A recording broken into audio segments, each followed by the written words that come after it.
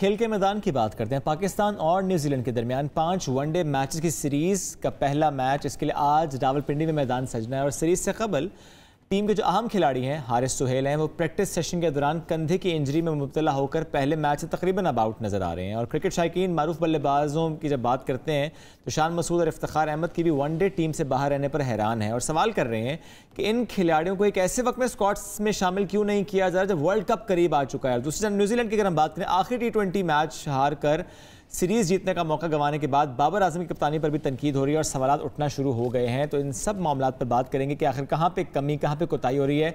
Legend cricketer Mushtaq Ahmad साहब ने हमें ज्वाइन किया। अस्सलाम वालेकुम सर, कैसे हैं आप? जी वालेकुम अस्सलाम, बहुत बहुत शुक्रिया, थैंक यू। मुश्ताक भाई, T20 सीरीज़ हम हार गए, हालांकि कहा हम तो ये कह रहे थे, सुन रहे थे ड्रॉ हो गई, ज़ाहिर है ड्रॉ हुई, लेकिन उसमें जिस तरह हम ये कह रहे थे कि उनकी तो बी टीम आई थी, हमारे बॉलर्स भी डिफेंड नहीं कर पाए, कहाँ पे गलती हुई मुश्ताक भाई? बिस्मिल्लाहिर्रहमानिर्रहीम। आई थिंक एक तो क्रेडिट देना चाहिए न्यूजीलैंड की टीम को, जो उनके इंडिविजुअल परफॉर्मेंसेस थी ना, जिसने सॉल्व किया है, उसने आउटस्टैंडिंग इनिंग्स खेली है, आउट ऑफ द वे खेली है।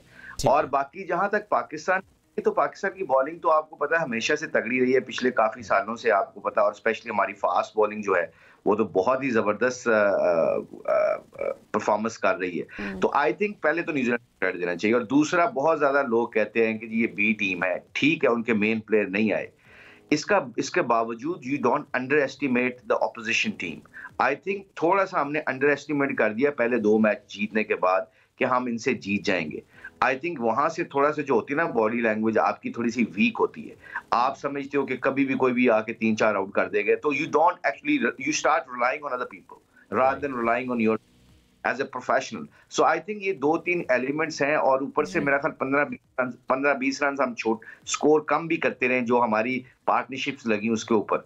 और जो आखिरी 2 मैचेस थे वो रमजान की वजह से मैं देख तो नहीं सका, मगर हाईलाइट्स में मैंने देखा है। तो आई थिंक द कंडीशन तो हमारे बॉलर्स ने इस सीरीज में अच्छे तरीके से यूटिलाइज नहीं किया, स्पेशली आखिरी 2 मैचों में। अहमद वसीम ने बहुत अच्छी बॉलिंग की है, हमारे कुछ फास्ट बॉलर ने बड़ी अच्छी बॉलिंग की है बीच में आके।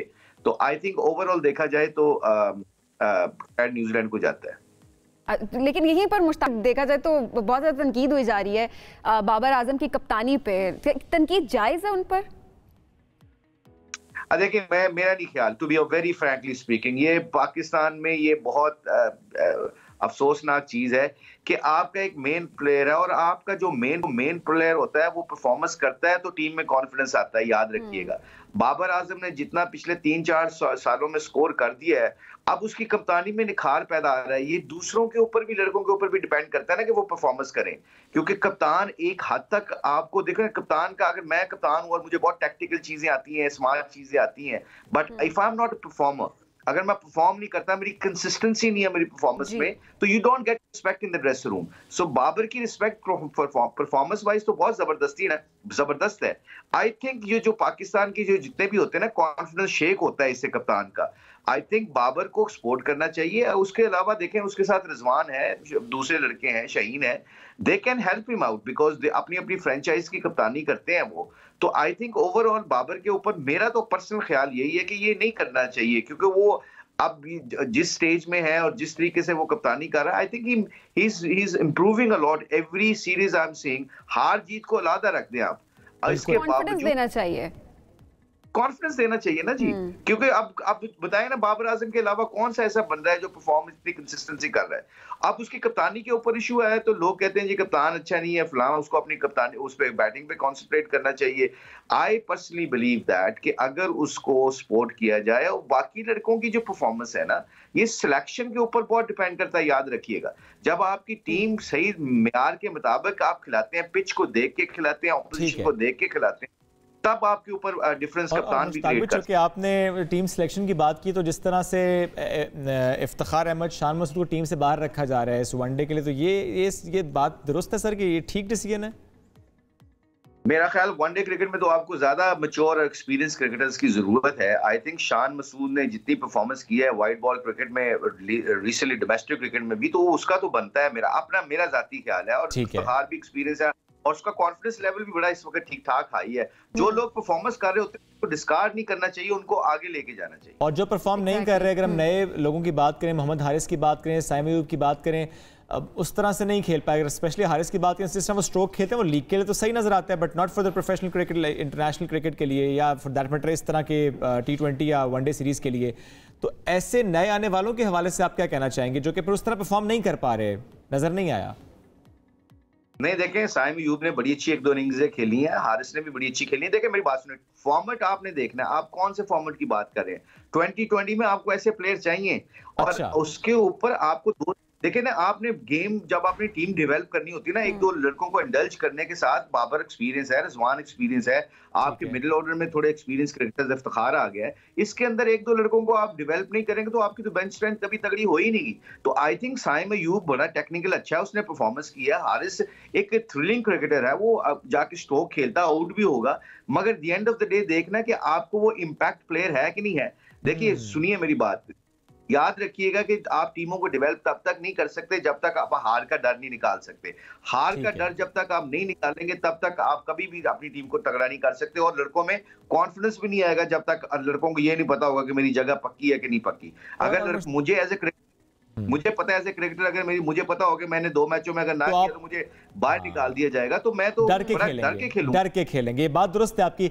ये डर की वजह से होता है मुश्ताक भाई कि देखें बाबर आजम आउट हो या रिजवान आउट हो, फिर लाइन लग जाती है। हमने तो 10 बॉल में 3 लोगों को आउट होते भी देखा। तो ये डर होता है, क्या होता है? 100%। और क्या जी, आपको जब पता है, जब मैं एक बीइंग स्पिनर या एक बैट्समैन हूं और मुझे पता है कि अगर मैंने स्कोर ना किया तो मेरी जगह कोई और आ जाएगा। अब ये जो डर है ना, ये मैनेजमेंट को निकालना पड़ता है, कोचिंग स्टाफ को निकालना पड़ता है, उनको कहना पड़ता है कि आपको कोई नहीं हिला सकता। मैं आपको एक छोटी सी एग्जांपल देता हूं। मैं जब 92 में मुझे UBL वाले नहीं खिलाते थे, डोमेस्टिक टीम नहीं मुझे खिलाती थी, और मुझे जब मैं इंटरनेशनल मैचेस पाकिस्तान की तरफ से खेल रहा था और अब्दुल कादिर साहब मरहूम के साथ खेला करता था। अब मैंने क्या, मुझे इमरान भाई ने एक दफा सिर्फ इतना कहा था कि जब तक मैं कप्तान हूं तुम्हें कोई निकाल नहीं सकता। ये अल्फाज सुनने थे मैंने। उससे हुआ क्या, मेरा कॉन्फिडेंस लेवल इतना ऊंचा चला गया कि मुझे किसी की फिक्र ही खत्म होगी। जब आपका कॉन्फिडेंस लेवल ये होता है तो फिर आप कॉन्सिक्वेंसेस से नहीं घबराते, आप एक्सप्रेस करते हो अपने टैलेंट को, अपनी परफॉर्मेंस को। ये बहुत जरूरी है। इसके लिए कम्युनिकेशन और बंदों के रोल का पता होना चाहिए, नंबर्स का पता होना चाहिए, बॉलर्स का पता होना चाहिए कि कौन सा बॉलर किस वक्त बॉलिंग कर सकता है। ये टैक्टिकल चीजें आपको, तब तक आप दोनों का मिक्सअप करें ना, टेक्निकल चीजें भी और टैक्टिकल चीजें भी, और साथ लड़कों को पता हो कि मेरा रोल क्या है, कि अगर मैंने परफॉर्मेंस की, मैंने जाके हारिस की आपने बात की अभी, हारिस जाके खुला खेलता आउट हो जाता है, 3 मैचों में वो आउट होगा, 2 मैचों में अकेला मैच जिता के परे कर देगा। अब 5 मैचों की मैथमेटिकली रेशो निकालो तो 2 वो जिताता है और 3 में आपको थोड़ा चिप इन करता है, बाकियों का भी तो रोल है ना बीच में। फिर तो आपने इस तरह टीमें डेवलप करनी होता है।